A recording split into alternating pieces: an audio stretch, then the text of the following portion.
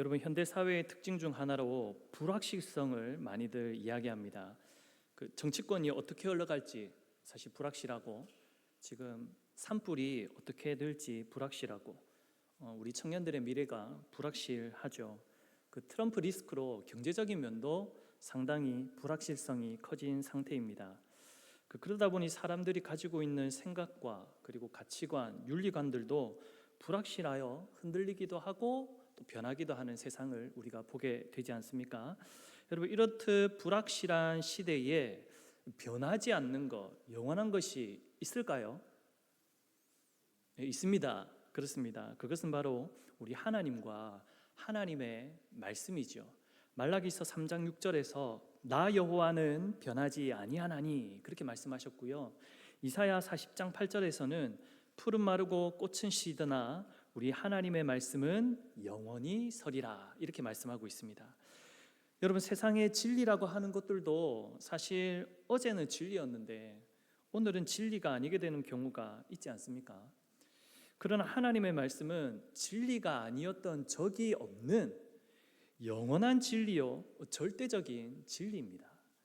그러므로 우리 성도들이 이 진리에 대한 전적인 믿음이 없다면 우리의 삶은 계속해서 불확실함 속에서 갈팡질팡하며 중심을 잡지 못하거나 그릇된 길로 가게 될 것입니다. 부디 영원한 진리, 그 하나님의 말씀 위에 굳게 설 수 있는 우리 믿음의 성도님들이 다 되실 수 있기를 바랍니다. 이러한 믿음으로 오늘 저희가 읽은 본문을 알고 기억하실 수 있기를 바라는데요, 오늘 저희가 읽은 본문의 앞부분을, 사실은 지난번 저의 설교입니다. 그 부분을 잠시 설명드리자면, 하나님께서는요, 인간이 본성적으로 그리고 자연 만물을 통해 하나님을 알 수 있도록 하셨습니다. 하나님께서는 인간으로 하여금 분명히 하나님을 알 수 있도록 창조해 주셨는데, 인간은 하나님을 영화롭게 하지도 않고 그분께 감사하지도 않고 또 그 생각이 허망하여 졌다라고 앞 성경에서 그렇게 말씀하고 있습니다. 그래서 창조자 하나님을 섬기지 않고 오히려 피조물들을 섬기고 그 피조물들에게 영광을 돌린 것이지요. 이러한 잘못된 행태가 오늘 본문 25절에 요약이 되어 있다라고 보여집니다. 25절 말씀을 보시면, 이는 그들이 하나님의 진리를 거짓 것으로 바꾸어 피조물을 조물주보다 더 경배하고 섬김이라. 여러분, 한 단어로 이것을 요약하면 지난번 제 설교 때도 말씀드렸지만 불경건입니다. 불경건. 여러분, 사람들이 불경건함으로써 하나님을 바르게 예배하지 못하고 섬기지도 못하고 있더라라고 사도 바울이 지적했죠. 그런데 하나님께서 이러한 불경건한 자들, 오늘 본문을 보시면 어떻게 하십니까? 여러분, 우리가 생각하기에 이러한 불경건한 자들 하나님께서 어떻게 하셔야만 옳다라고 생각이 드십니까? 여러분, 사실 이들은 가만히 내버려 둬서는 안 되겠죠. 따끔하게 충고하거나 그들에게 벌을 내리셔야 하지 않을까요? 그런데 24절, 26절 또 읽진 않았지만 28절을 보시면 그들을 그대로 내버려 두셨다라고 말씀하고 있습니다. 여러분, 이게 어찌된 일일까요? 저는 여러분들이 오늘 말씀을 통해서 하나님께서 내버려 두심에 대한 그 성경적인 지식을 좀 알고 이 말씀을 잘 묵상하셨으면 좋겠습니다. 첫 번째로 알 것은요, 여러분, 하나님께서 타락한 사람들을 내버려 두신다라는 의미가 과연 무엇일까? 여러분, 우리가 일반적으로 생각하면요, 이제 그들에게 충고하고 또 권면하는 것을 포기하는 것, 그냥 네 인생이니 네가 알아서 살아, 이렇게 포기하는 것으로 여겨지지 않습니까? 여러분, 왜 선생님들이 학교에서 이제 학생들을 지도하고 제지시키고 때로는 충고도 하고 또 지도하지 않습니까? 근데 지질이 말도 안 듣는 학생들이 꼭 있지요. 여러분, 부모님을 불러와서 부모님께 그 아이의 사정을 얘기해도 그 부모님들이 그 자기 자식만 감싸기 바쁜 그런 상황, 그리고 그런 학생, 여러분, 선생님이 어떻게 할까요? 포기하지 않겠습니까? 그럼 그 학생을 그저 내버려 두는 것이죠. 물론 다른 학생들에게 피해를 준다면 그건 학칙으로 다스려야 되겠지만 꼭 그게 아니라면 그냥 선생님 입장에서는 내버려 두지 않겠습니까? 부모님은 어떻나요?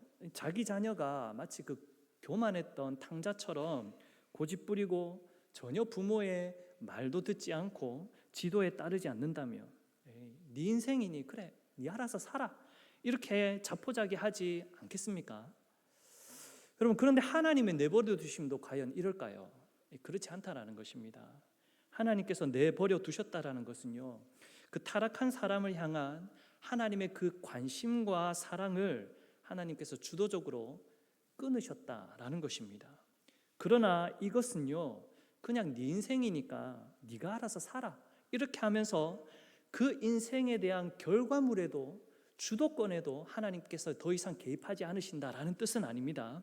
왜냐하면 선생님이나 부모님들은 더 이상 학생과 자녀들의 인생에 개입하지 못하는 것으로 끝이 날 수 있는 부분이지만, 하나님께서는 그 사람을 내버려 두셔도 결국은 그는 하나님의 심판을 반드시 받게 되어 있기 때문입니다. 여러분, 이 부분에 대해서는 마지막에 한 번 더 언급하겠는데요. 아무튼 하나님의 내버려 두심은요, 사람들이 생각하는 일종의 내버려 두고 포기하는 것과는 다릅니다. 그 사람을 향한 하나님의 관심을 잠시 하나님께서 끊으셨지만, 그 사람에게 그 인생의 주도권을 넘겨주신 것은 아니다라는 것입니다. 그 인생의 주도권은 여전히 하나님께 있는데, 그 인생이 하나님께서 내버려 두셔서 하나님의 관심이 끊어진 상태. 우리는 이러한 하나님의 내버려 두심에 대해서 먼저 알고 이 말씀을 대해야 될 것입니다. 여러분, 그렇다면 하나님께서 내버려 두신 사람, 그 인생 어떻게 될까요? 어떻게 될까요? 더 나아질까요? 아니요, 더 타락해져 갑니다. 24절을 보시면 그들의 몸을 서로 욕되게 하게 하셨다고 하십니다. 여러분, 이 구체적인 내용이 26절, 27절에서 나오지 않습니까? 여자나 남자나 그들의 몸을요, 순리대로 사용하지 않고 상대방의 몸도 순리대로 원하지 않게 되었다라는 것입니다. 여러분, 순리대로 쓴다는 것, 이것은요, 하나님께서 창조하신 그 질서대로 자연스럽게 누리는 남자와 여자와의 관계를 말하는 것입니다. 이것은 성적인 것이 크게 포함되어져 있는데요, 이것을 순리대로 쓰지 않는다라는 것은 하나님의 창조 질서를 거스르는 방식으로 사람들이 서로 관계를 가지더라라는 뜻입니다. 여러분, 오늘 본문에서 분명하게 말하는 것은요, 그 거스르는 방식이 어떻게 나타났냐면 대표적으로 동성애로 나타났다라고 말씀하고 있습니다. 하나님께서 내버려 두시니 사람들이 타락해져 가는데 점점 더 가장 크게 타락한 것은 성적인 타락이었다라는 것이죠. 여러분, 성경에서 역사적인 동성애 기록은 소돔 땅에서 먼저 찾아볼 수 있습니다. 롯의 집에 쳐들어온 소돔 사람들이, 남자들이 그 롯의 집을 방문했던 남자의 형상을 입고 온 천사를요, 내달라고 합니다. 우리가 그들과 상관하리라 하면서. 여러분, 이 장면에서 우리가 알 수 있는 것은 그 땅은 동성애를 허용한 타락한 성읍이었다라는 것을 우리가 알게 되는 것이죠. 여러분, 사사기 19장에서도 이러한 내용을 찾아볼 수 있습니다. 한 제사장 레위인이 기브아 성에 머물게 되는데, 그 성 남자들이 밤에 쳐들어와서 그 레위인을 내놓으라고 합니다. 그 남자와 상관하겠노라.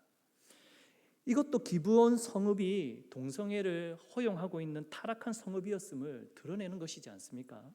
여러분, 하나님께서 그래서 이미 율법적으로도 이것을 금하셨습니다. 레위기 20장 13절을 보시면 누구든지 여인과 동침하듯 남자와 동침하면 둘 다 가증한 일을 행함인즉 반드시 죽일지니 자기의 피가 자기에게로 돌아가리라, 그렇게 말씀하셨습니다. 여러분, 그러므로 사람의 역사를 보면 하나님의 뜻에 반하는 이 동성애는 오래전부터 계속되어져 왔음을 우리가 알 수 있는 것이지요. 그렇다면 여러분, 이러한 것이 이제 시대가 많이 흘렀지 않습니까? 시대가 많이 변했습니다.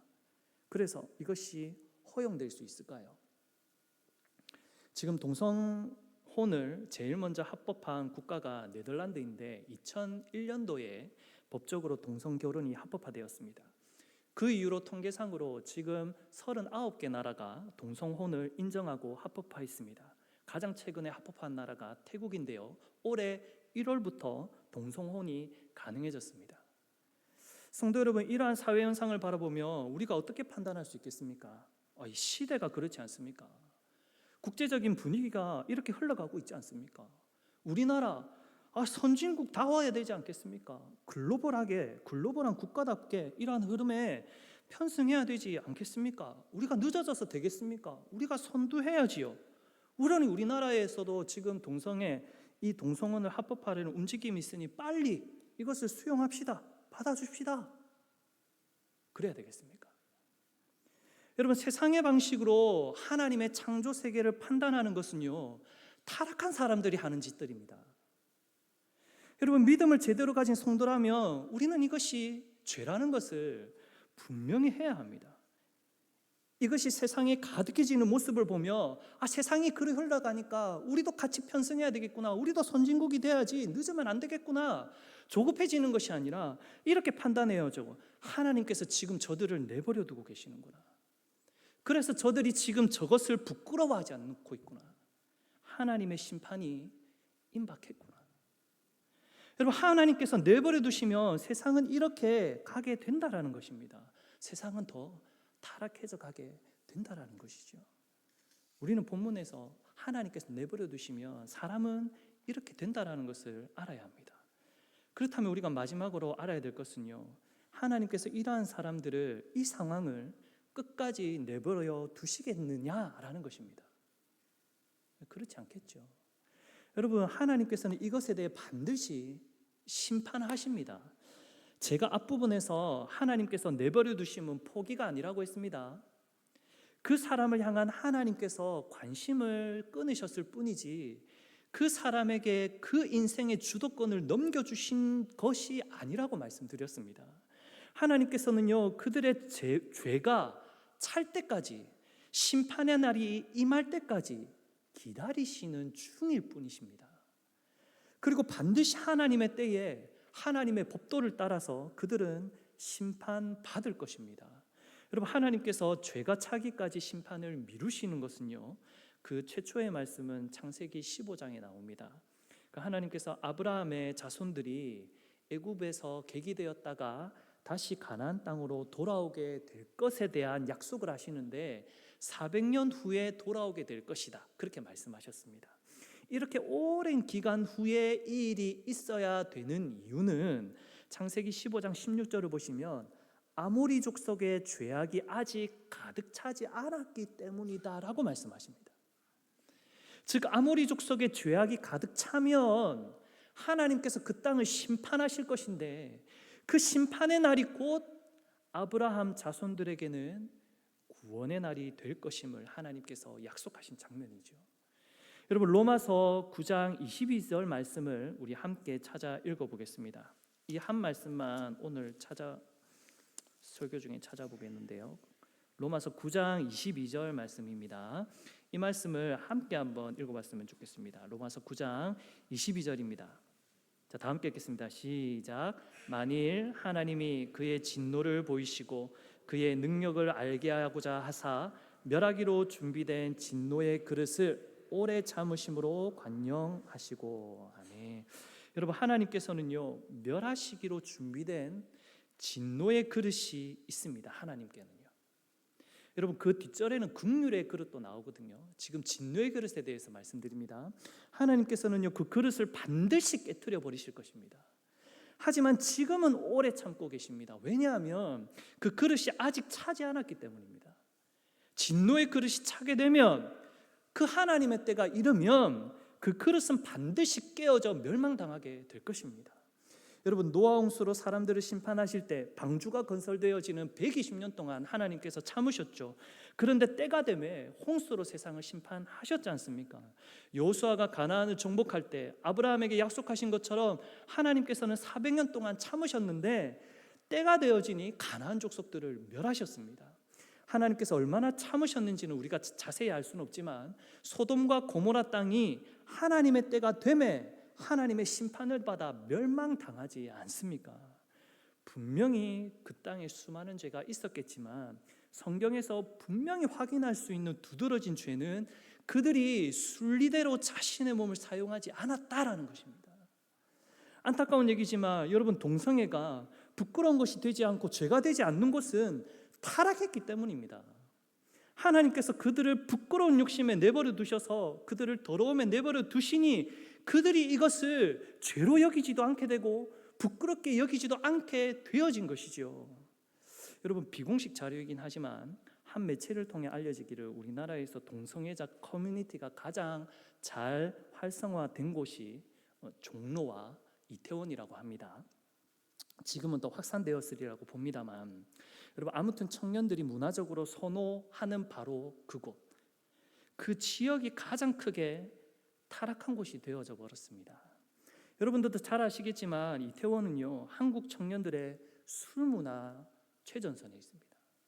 클럽 문화, 성 문화, 마약 문화 최중심에 있는 곳이라 할 수 있는 곳입니다. 여러분, 바로 이러한 곳에 동성애자 커뮤니티가 성행한다고 하니 바로 그것이 하나님의 진노의 그르심을 우리는 볼 수 있어야 한다라는 것이죠. 그러니 특별히 우리 청년들, 청소년들 이러한 곳에 가지 않기를 바랍니다. 이곳에 가는 사람을 부러워하거나 한번 가보고 싶어서 혹시나 성인의 날을 기다리거나 따로 휴가 날짜를 잡아 이곳에 방문하거나 그러지 마십시오. 그 타락한 곳에 가서 뭘 보고 배우겠다는 말입니까? 누리지도 마십시오. 하나님께서 금지하는 곳입니다. 사랑하는 성도 여러분, 오늘의 진실이요 내일의 진실이 되지 않는 그런 세상을 살아가고 있지 않습니까? 이러한 불확실성의 시대를 살아가는 이때에 여러분, 자꾸 불확실한 것들을 붙들고 살려고 하시지 마시고 영원한 것을 우리는 붙들어야 하지 않겠습니까? 하나님을 붙드시고 하나님의 말씀으로 세상을 분별할 수 있기를 바랍니다. 여러분, 지금 세상은 타락하여 멸망의 길을 가고 있음이 분명합니다.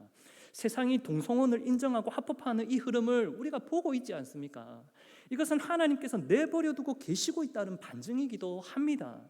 그런데 하나님께서 내버려 두신다라고 해서 하나님께서 그것을 인정하신 것이 아님을 우리는 또한 반드시 기억하셔야 합니다.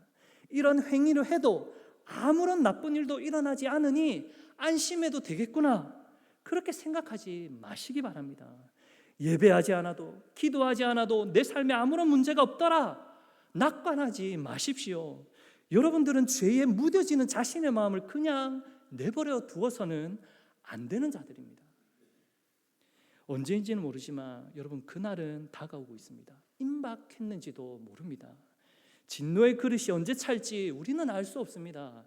그렇기 때문에 더더욱 세상의 흐름과 그 사상을 따르기보다는, 그것에 흔들리기보다는 오직 하나님의 말씀을 따라 세상을 분별하는 눈을 키우시고 하나님의 뜻에 합당한 삶을 살아내기 위해 몸부림치시는 우리 믿음의 성도님들이 다 되실 수 있기를 바랍니다.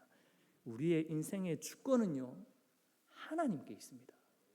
세상을 다스리시는 참된 왕은, 심판자는 하나님이심을 꼭 기억하셔서 바른 믿음 생활, 말씀에 합한 성도의 인생을 살아갈 수 있는 저와 여러분들이 다 되실 수 있기를 주님의 이름으로 간절히 소망합니다. 우리 함께 기도하며 나아갈 수 있도록 하겠습니다.